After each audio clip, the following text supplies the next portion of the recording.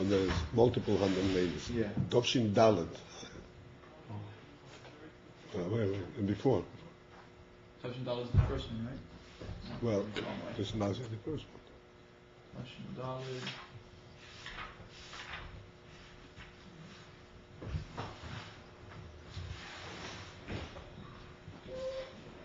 All right.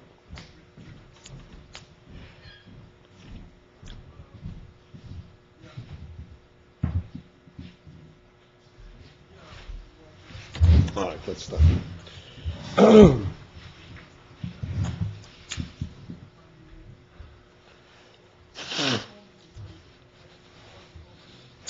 So we are focusing in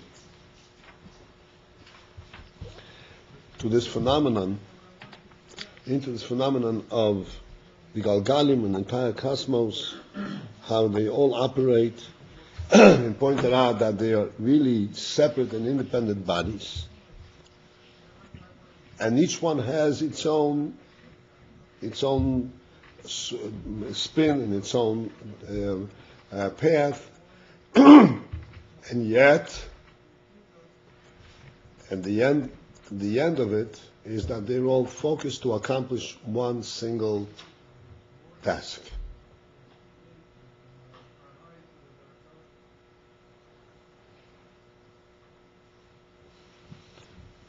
So this is, so we're pointing out that since that they're independent entities, and they have, each one has its own nature, its own nefesh, so to speak, its own path, how can it be that they should focus in on one kavan, on their own, without external influence? So we are now on page 180, and this is 6 lines from the bottom. The line starts with the word loy begufam, loy benafsham.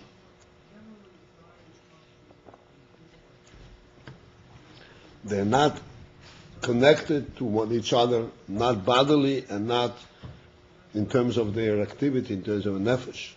How can it be that they should yisardu kulam al achas, that they should all unite for one purpose? Dugmas dover. This is entirely similar to a situation, to a concept, she'i efshar, that we say it's impossible. That people, separate people, who are distant one from another, totally independent individuals, they should all come to one single place, bizman echad, at the same time, or that each one should do some kind of action independent of all the others by himself. For ulam miyuchedes, a distinct, specific action, but this habit, but this action should be able to blend and connect in piyulas azulas with the action of someone else. They are the kulam. And then, as a result of all of them together, Yitzura Pi'ula Achas will be put together one single Pi'ula, one single grand accomplishment.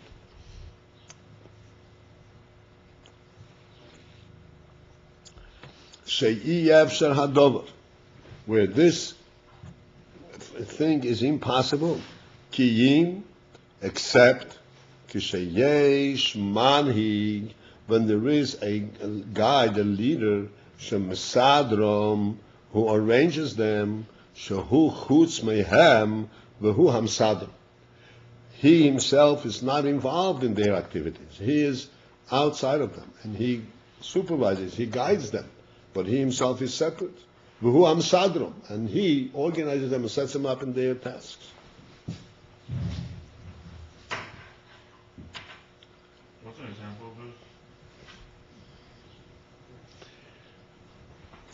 An example of this is that they built a tunnel under the English Channel a couple of decades ago.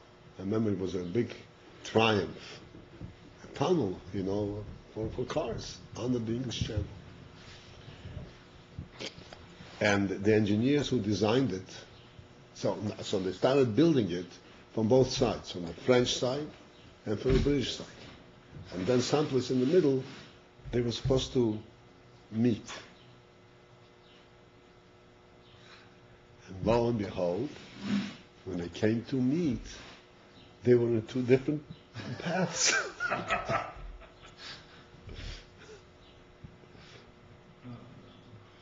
In other words, the British did their calculations on their own, the French did their calculations on their own, and there was not a single entity that coordinated it. And then they had to make a detour. In the middle of a long tunnel, all of a sudden, boom.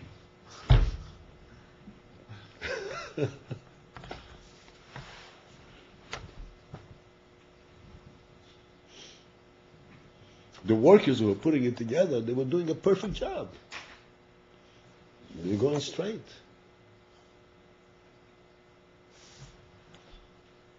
Both sides were doing a perfect job, but they were not coordinated from outside.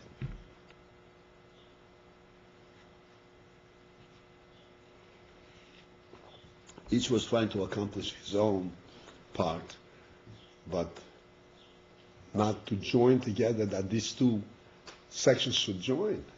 They weren't concerned about that. They were concerned about building a solid and reliable portion of the tunnel. Why you need somebody of outside? Everybody can come together and decide what to do. Like each one. Do again. He say you need somebody one who is outside of them, and he's Mr. Ram. He's put them in order. Why they not just all the people coming together, decide what to do? And together they decide what to do, and each one going to do what he. Very good. So who is going to get them together? What will make them to come to the same place at the same time for a conference? They live together and they decide. Huh? The coordinator. The coordinator. They live in one place and they decide, let's go to school in mine. Okay. How are they going to decide that suddenly?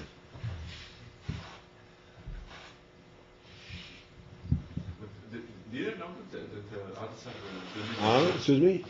Where the other side is building a bridge as well? Yeah, of The course. point to start? Of course. Why didn't they start at the same point? No, they were starting, you can't start on the same point. No, they're starting on two sides of the channel. Oh, it wasn't possible to start in the same point? From the middle? Yeah. My dear friend, you've never built a tunnel. Neither did I, but don't start a tunnel from the middle. Not under the It's like starting a bridge in the middle. What?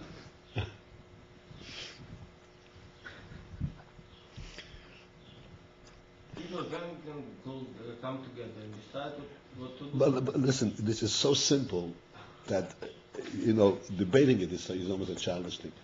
How are they going to decide to come together? What's going to wake them to come together? It happens. They become together. It does not happen. It's impossible to happen. There has to be someone who organizes it. It's never been, even with the organization, people don't agree. But without organization, without pulling together, people are sitting in the Senate, in the House, 500 people over there, and they all, pledged the same thing. If there isn't a president of the Senate who hits the gravel and says, okay, Senate is called to order, you think people will all of a sudden quieten down and say, we are in order? You understand what I'm saying? It's never going to happen.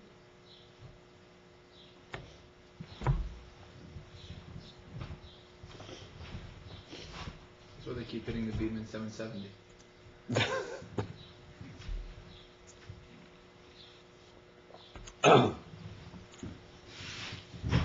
Can you imagine? All the people in 770 starting to say Kedusha at the same time without hearing the Chazan. The Chazan is saying Shemoneh Esrei quietly to himself. And everybody suddenly starts saying, Al-Pi Shechunah Yitzhak.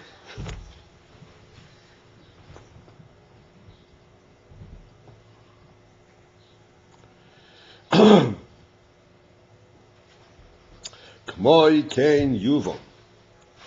So a similar thing, they clearly understood.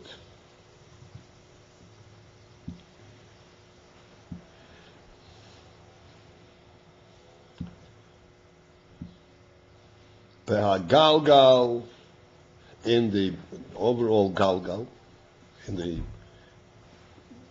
cycle of time, Shenefesh kol Galgal, where the soul, the power in each Galgal, manhig as Galgali levad, leads its Galgal, its route, its circle, its cycle independently. Ve'ein lo shum kishu v'chibur, and it does not have any connection im nefesh Galgal zulos, with the nefesh of the other Galgal. Zulosi means besides him, outside of himself. Shemani Gazulosi, that leads the other Galgal. V'yafal pikein, and even so, kulo misnahagim umisnanim lekavono achas. They're all guided, and they move lekavono achas into one purpose, to one direction. Ad, to the extent shebein kulam yacht, that between all of them together, yushlam hakavona, from the effect of all of them together, yushlam hakavona will be fulfilled. Yushlam hanhoga, fulfill the directive shall kiyum ha'olam, to sustain and maintain the world.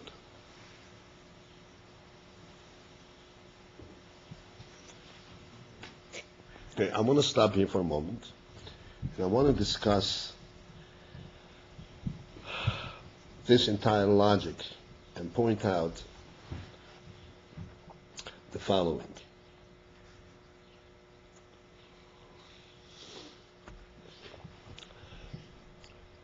This observation of the world and all the movements in the world and the stars surrounding the world, and having certain formations and moving around the, so to speak, the entire sphere in certain formations. The stars, for instance, provide, for people who know the map, provide not only light, but provide also direction. Before the compass was invented, they used to navigate the high seas by the map of the stars. They knew exactly where they are and which direction they're going.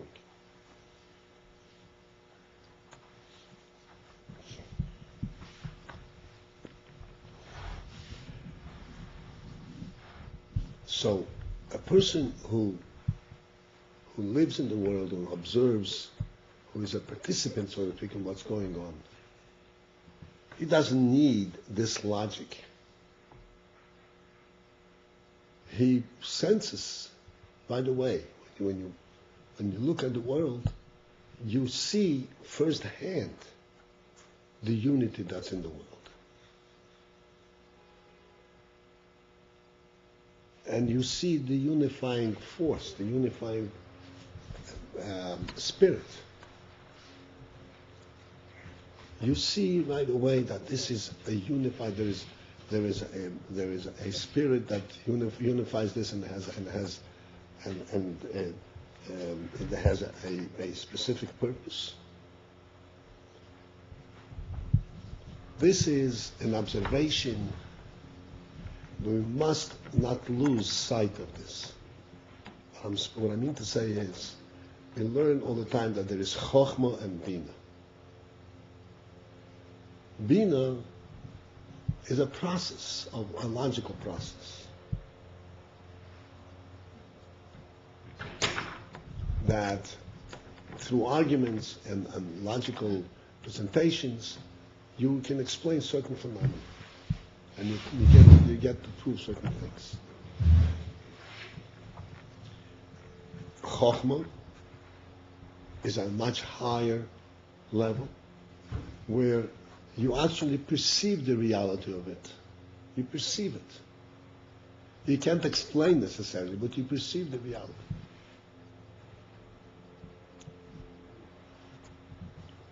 If a person ignores his perception, ignores his chokhmah, and he only has as a basis for his thinking these kind of arguments that we're learning over here,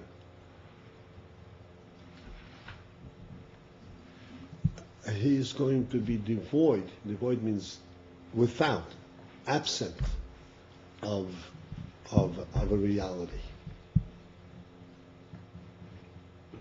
This is just arguments. Okay, I see what you're saying, but you don't really relate to it. Something you've proven to me, something that is foreign to me, and I can relate to it.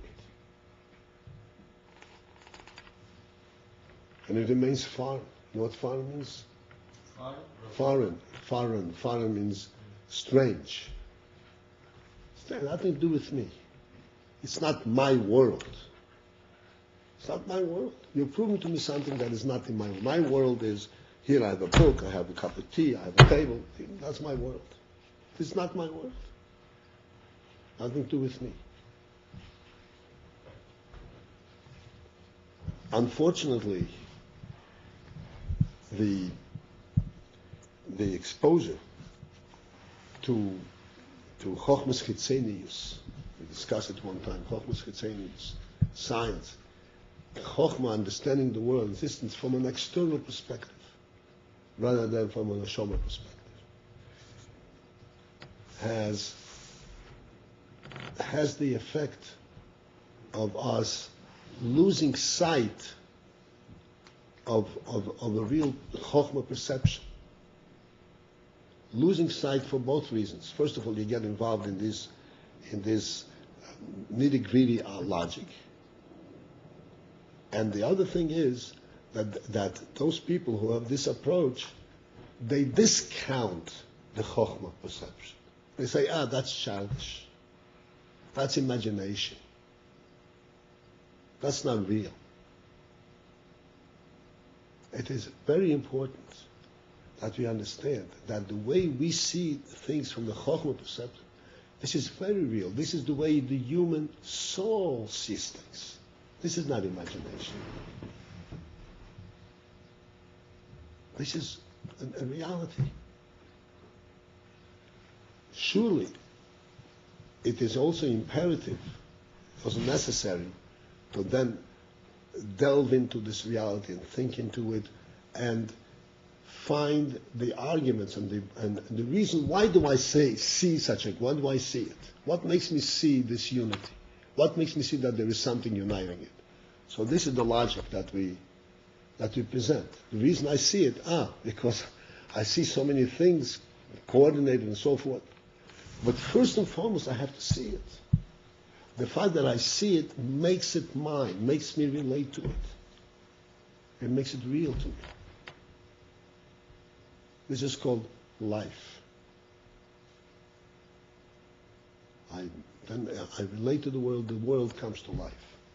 Without that sight, just like we speak all the time, Rahman and somebody who doesn't have sight, physical sight, simple sight, nothing is real to him. He can know exactly all the furnishings in the room, exactly how it's laid out. It's not real. He doesn't have a personal relationship to it. He can show you, tell you exactly where everything stands, but it doesn't mean anything to me. Sight makes it real. It makes it something that I relate to. I'm part of it.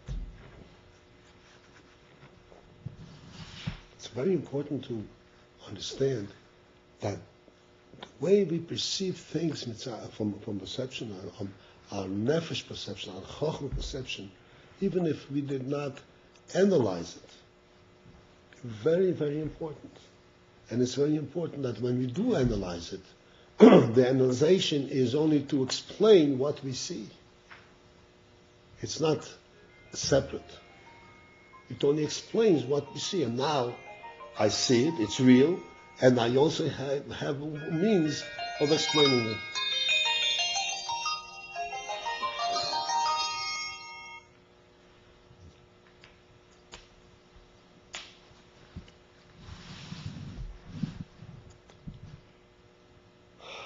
This is what the Alter Rebbe says right in the beginning of Tanya, the third parak.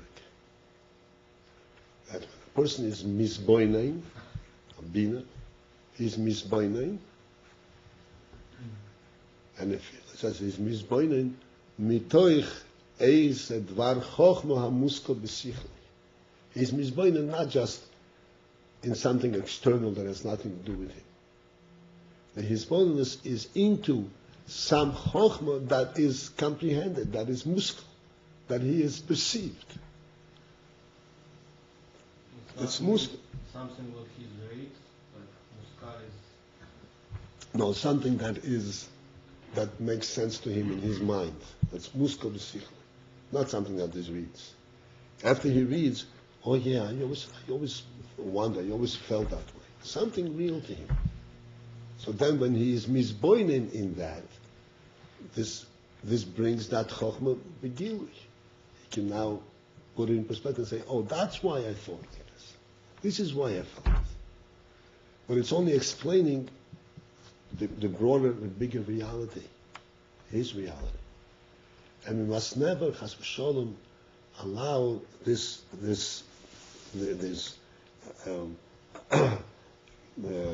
destructive presentation that this which you perceive without the ability of proving is imagination. It's not. You should pursue it further and try to understand what it is that you see. But what you see is real. This is your nefesh. This is when the world comes to life. It's real. Without that, no proof would have any significance. It would simply not have any significance. If somebody would prove logically to you that the world was created by God, it would mean nothing. Okay, next thing.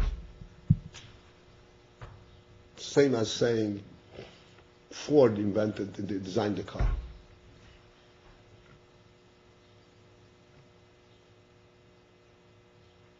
You have to have a direct connection, a direct relationship to it. What does it mean God created the world? What's the difference whether God created the world or the world just evolved from a boom? You have to have that this is the Chochmah.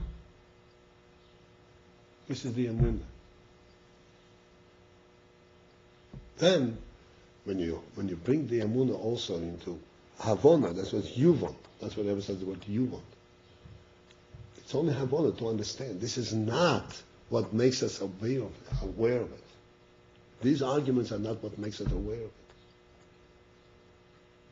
This is only what explains to us what we are aware of.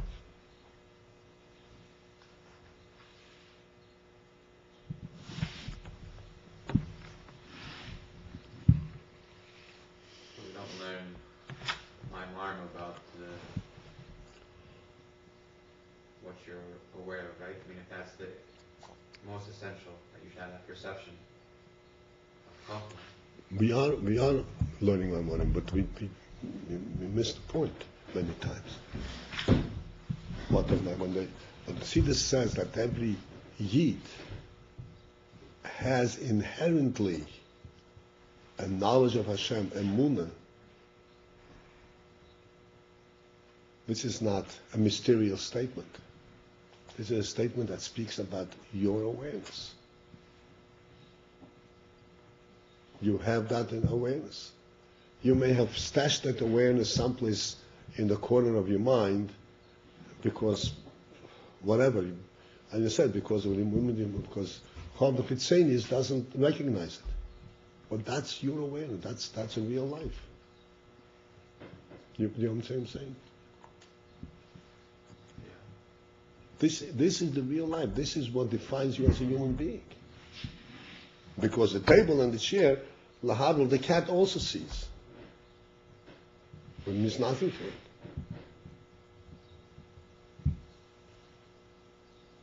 Chokhmah Chitzoni, it's really about the world, like in Chokhmah Chitzonis means to see things not the way the neshama sees things, but the way the physical world presents itself. Chokhmah Chitzonis. It's very powerful, and you have to be careful not to allow your neshama to be affected. I have this problem all the time. What? I have this problem all the time, and I think about this, and like, This is why I stopped to talk about it.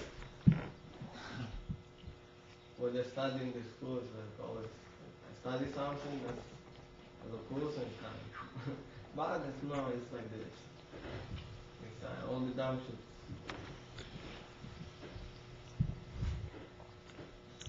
Okay, so let's continue now on top of the page. But it's going through this process, though, of the Havana that one will connect to the Chachma. Right. The Havana will allow the Chokhmah, will allow him to substantiate the Chokhmah. But his real knowledge is in the Chokhmah. The Havana only substantiates it.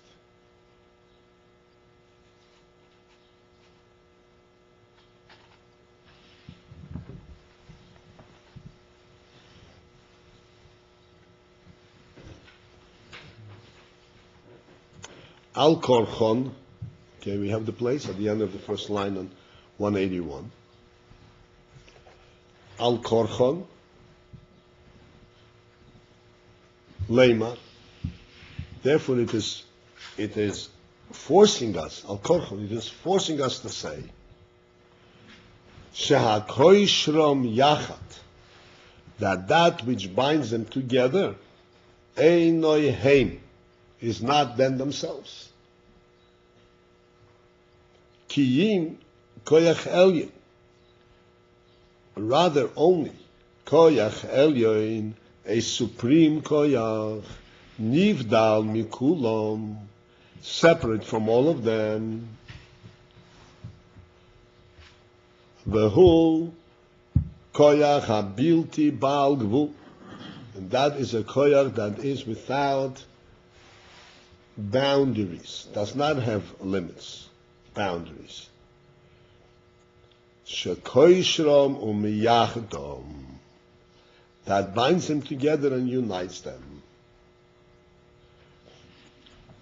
And the result of that binding together is she'af al pi, that even though shehem beyasmom nivdolim zem yizeh, that they on their own are separate from one another, Mikol Mokoim, nevertheless, HaKoyach HaBilti Bal Gvul, this supreme Koyach Bilti Bal Gvul, Mechabrom Yachad Lekavono Achas, connects them together for one Kavono, for one purpose.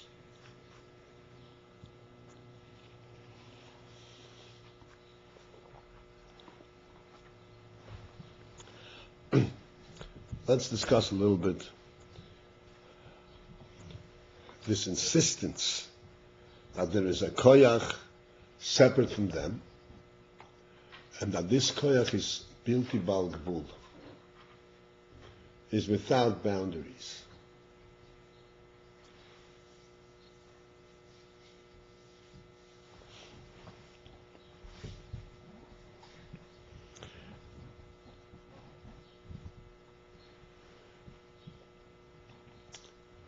The important emphasis over here, and we'll go back later on to refer back to it,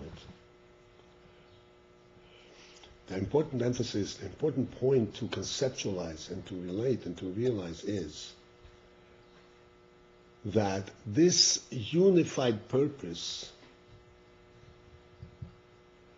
does not limit the entities themselves.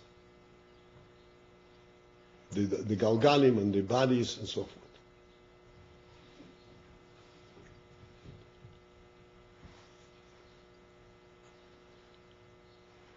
What I mean is this. If you're driving the car and a police officer stops you and says, you have to stop to let the cross street cars to go through. So he's limiting your movement. Right? He makes you stop. So the way that this is coordinated is that you are aware that there is a cross street and you can't go there because it's dangerous. And the policeman at the corner tells you, that's not your turn, somebody else's turn, you have to stop. So your movement is restricted. It isn't that you can move freely wherever you want. And whatever you want, and however you move, it is so coordinated that everybody else can move also whichever way they want, and they're going to get to their destination safely. Without any crashes, without any, that's impossible. That's impossible. Because if they're within a finite entity, and each one has to go his own direction, they have to be limited in their movement. What happens, however, in the cosmos, in the Galgali, there isn't a policeman that says, okay, you stop here because this other guy has to pass by.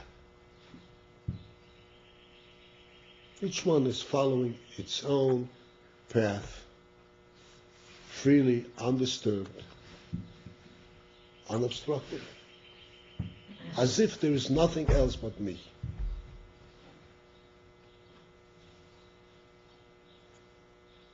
And then there is the next guy who's doing exactly the same thing. Then there's the next guy who's doing the other thing. And how many next guys are there? How many? Millions. Billions.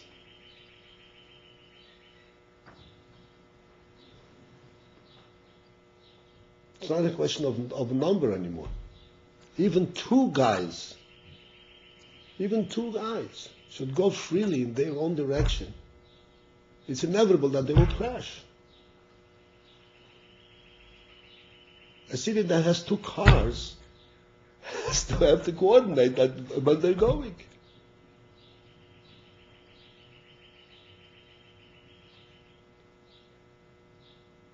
So it's not a question of numbers. It's a completely different phenomenon.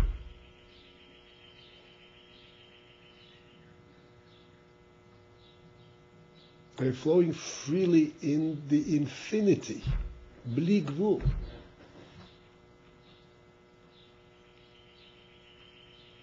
That's why they can flow freely.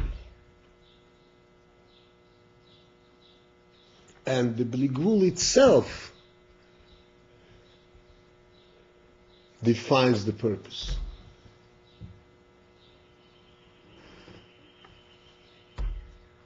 This is why we say, yes, he said on the top of the line, Bein kulam yachad, from amongst all of them together, Yushlam ha'anhog shel kiyum ha'olam, the kiyum ha'olam is completed. But the real truth is, this is only on the Havana level, but the real perception is that the existence of the world is not a result of many different bodies. It's the result of the will of the Ein Sof. This is what we see.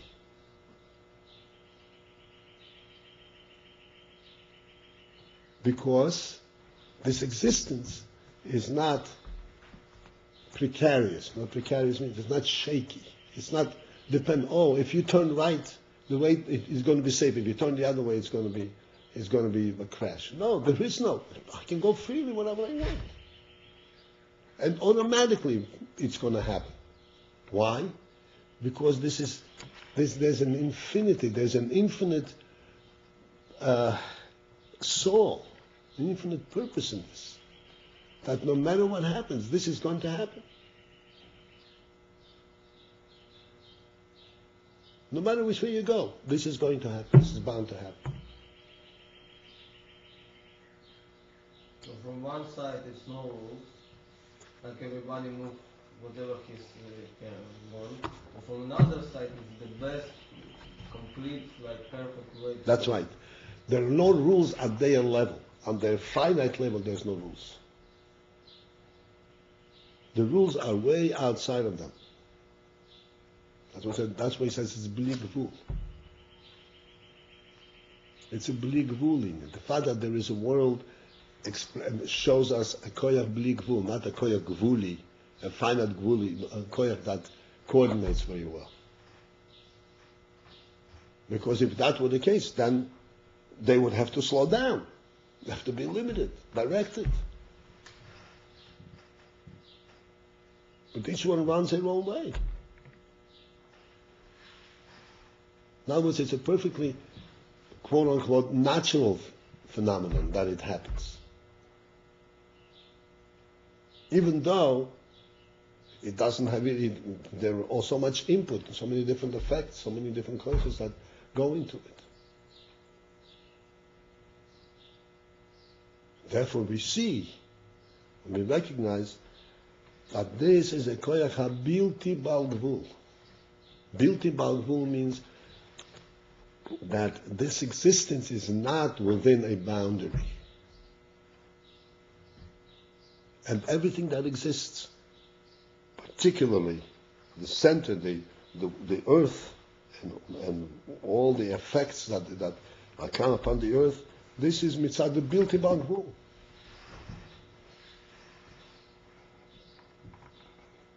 This is because that's the way I want, because the Rebbe Shalom wants. It doesn't happen because of anything that was, so to speak, intentionally done and coordinated. It's almost, not almost, a moshel for this. We could, so to speak, project our imagination.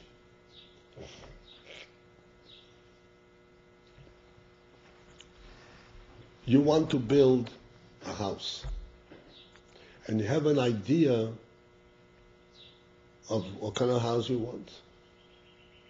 You have a very good idea of what kind of house you want. All the details. And you hire all the people that are necessary to put the house together. Bricklayers, masons, carpenters, all the various people. I know you tell them, you each do your thing. You lay bricks, you put carpentry on, you put doors, you put windows, you each one do it. And then, by virtue of the fact that you hire them, and you have in your mind what the house should look like, then they do their own thing. They're totally unaware that they're building your house, but the house gets built exactly the way you want it. Because after all, you hire them. You don't say anything. You don't limit them. Never tell a carpenter, no, wait, the door is not supposed to be here, it's supposed to be here. Nothing. So all goes automatic.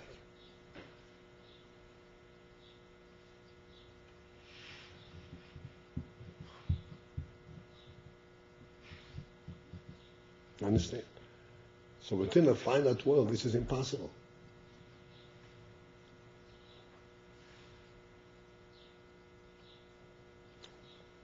Infinity is a different thing. It's a koyach elim bilti bal gvul, which says, you do your own thing. It's going to happen the way I want. The cosmos is the example of infinity? The cosmos is not like the koyach that directs the cosmos is bilti bal gvul. What the cosmos represents. And our work is not represented. The cosmos represents this much better than our world. No. Our world is the center of the cosmos. And the purpose of the cosmos.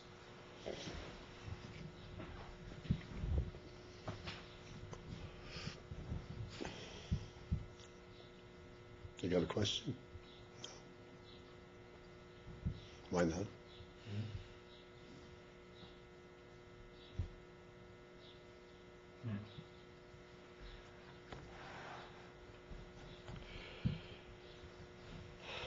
Okay.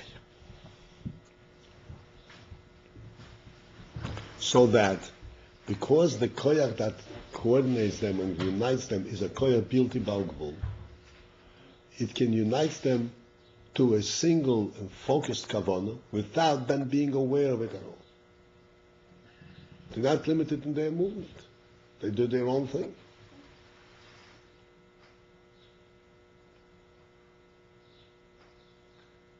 And automatically it happens. Why?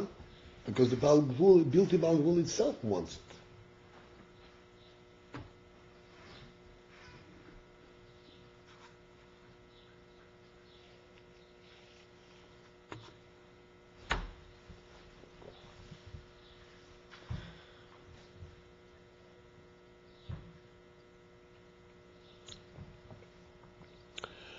V'zehu, okay, 4 lines on top. V'zehu hashamayim mesaprim kvoid ke'el.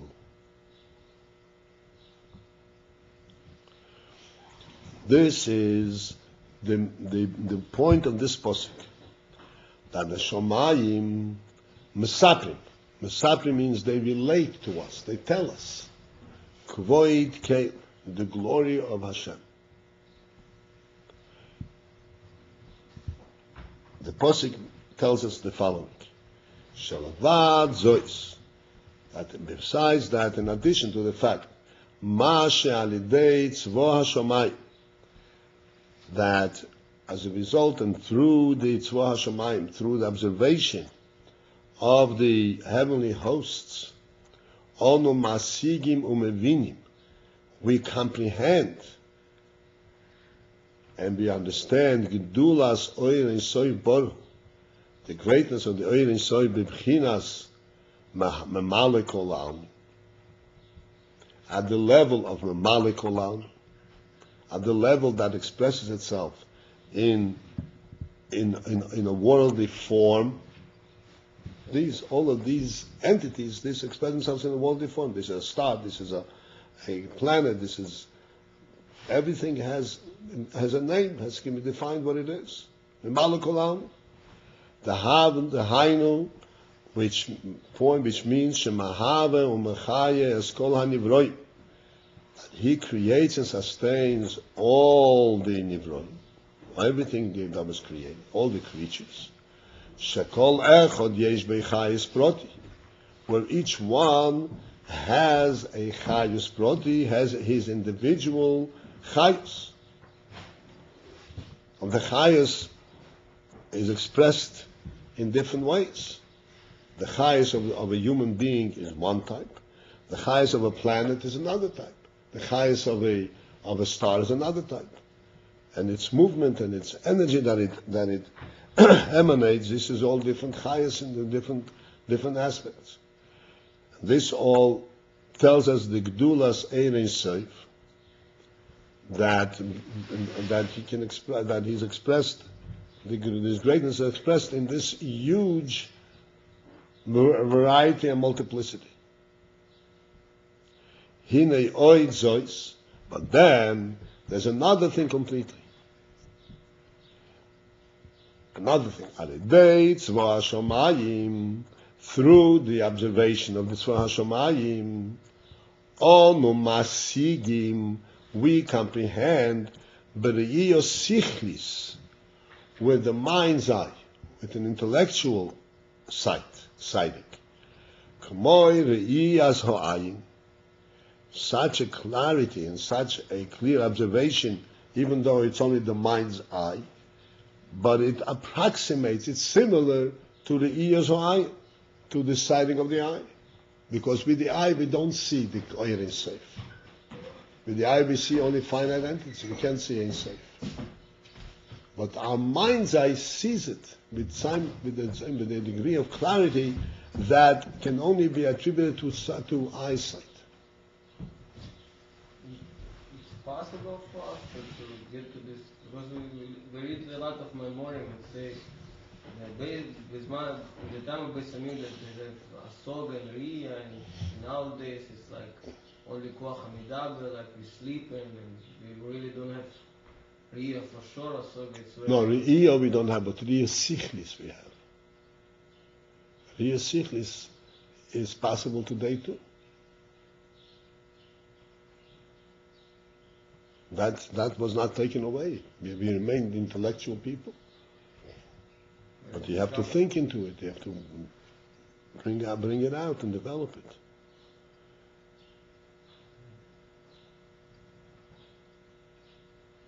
And what do we see with the Riyas HaSeichel? Ech shehu soivev kol almin. We see the phenomenon, how he surrounds all the worlds. And again, as the Alter Rebbe explains in Tanya, in the recent Prokim, Soivev Kol Almin does not mean he hovers above them, but he is through and through in every aspect of the world, but it does not express itself in any of a specific and definable entity. And you can miss it completely. If you don't apply the mind's eye, you miss it. You miss the whole thing. There's nothing there that's tangible. And Soiver Kol Almin. Is that the force that moves everything? That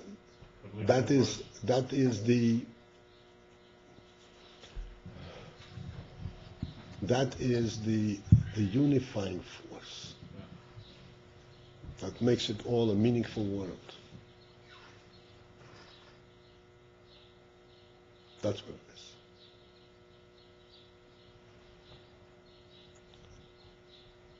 it is.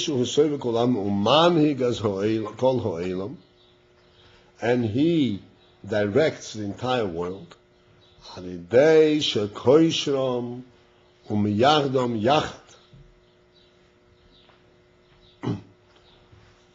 By tying them and uniting them together, with a koyach, with an infinite koyach that has no boundaries, and thus they all unite together without them giving up any of their uniqueness, without limiting anything. Because this is Ein Sof.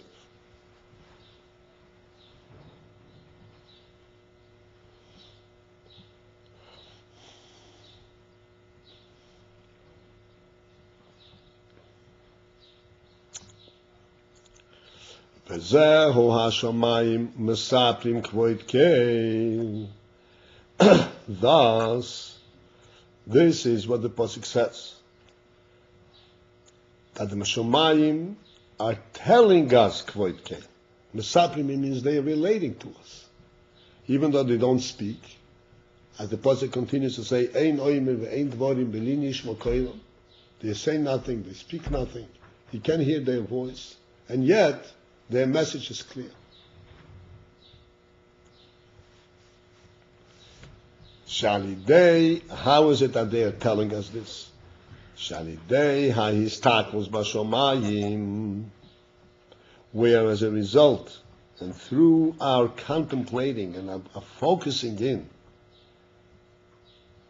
our staring into the shomayim, onu yoidim yikor the malka, we know and we can relate to some degree in our limited fashion to Yikoro de Malko, to the grandeur and the splendor of the king. Would it be at all appropriate to be like touch the pasuk like we learn like Svartim Lachem, Milashin Sapir and Behirus, like Hashemayim the Saprim Kvod Kel, that the heavens they make shine, they make like they bring out the brilliance of Kvod Kel? I wouldn't mind. You wouldn't mind? No. But that doesn't change. See, that the additional explanation has to bring an additional insight in what we're learning. But it doesn't change what we're learning, so what's the point? If you find some other insight that would bring it additional brightness and brilliance, then it doesn't matter. Yeah, of course. I'm sure there is. But it's not, not in context of this mind. Ono yoidim yikora de malka. This tells us, and we know through that, yikora de malka. Not just the presence of the king and the power of the king and the greatness of the king, which we know by the multiplicity and variety of the creatures. Yikora de malka is something else. That's a different quality. It doesn't express itself in any specific item. It's the intangible, but it's the most important thing, the most glorious thing, the most impressive. Like, you always give the simple illustration that when you go into a wedding hall and all the tables and chairs are set in beautiful order with place settings and flowers and whatever it is, entrees and spoons and forks and all that thing. So you see all of this. This is all tangible things. But no human being looks at that when he sees, oh, it's beautifully set up. Tell me, what's beauty?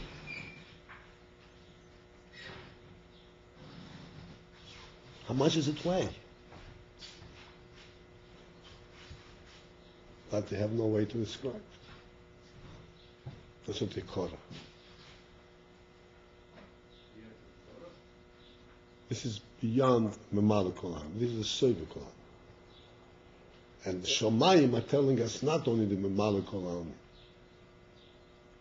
everything that exists is Yikora, this more subtle thing.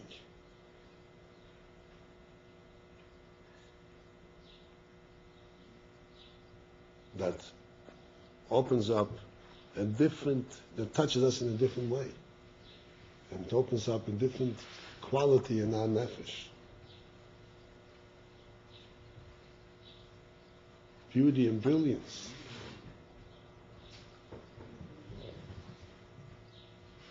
Not just that which can be contained within a cave, within a body. Even though it's all bodies, all physical bodies. And yet there's something about their coordination, something about the unification that tells you something completely different.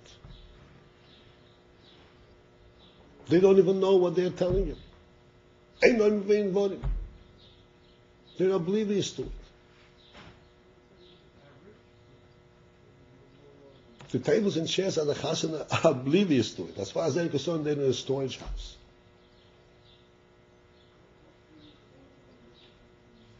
Who is talking to you through this beauty? The Baal Simcha. It's a completely different thing. You relate to the soul of what's going on here. Not to the tables and chairs. All of a sudden, you see the invisible. The soul of the Baal Simcha, you don't even see him. He's busy taking pictures. But something is happening.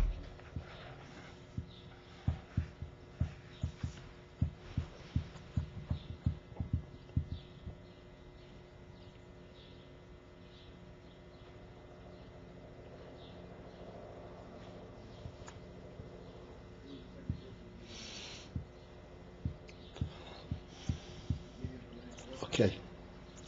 This goes into the infant Tiferes, which we will leave for next time.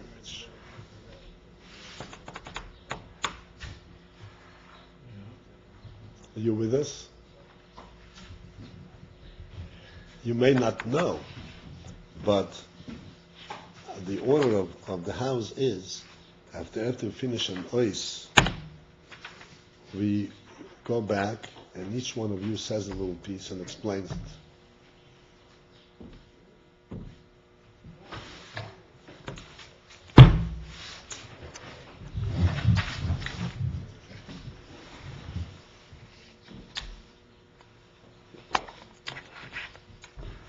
Why can't you say that the Ashkas create a calf that was rule to control all the other doctrines?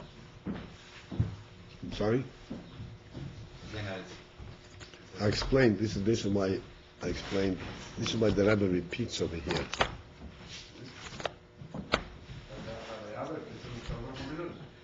Yeah.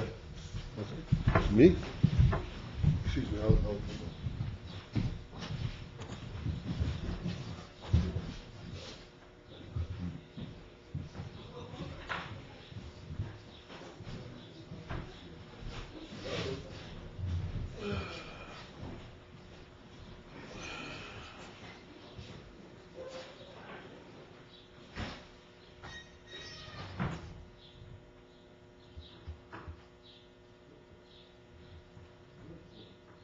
Is it going on? Are you pressing? Is it going in through there?